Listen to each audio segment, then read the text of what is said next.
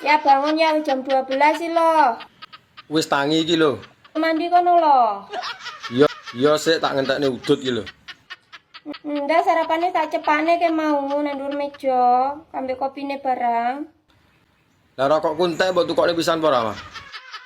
Wis tak tumbasne rokok esuk mau. Suwun ya, Mah. Jane mambe mantuk jam piro to? Jam 11. Dolai entekmu saiki biasanya entek oke.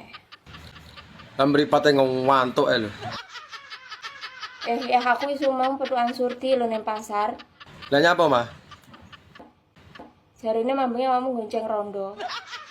Ijek nyandi. Mambengi petut ning dalan, Mah, tak gonceng pisan. Lah wonge mlaku lho. Lah urung teko nggon wetengku luwe ya tak jak mangan to. Mangan po mangan. Lah arep nyapa to, Mah? Wo, yo wis lek mangan gak apa-apa. Awakmu nesu to?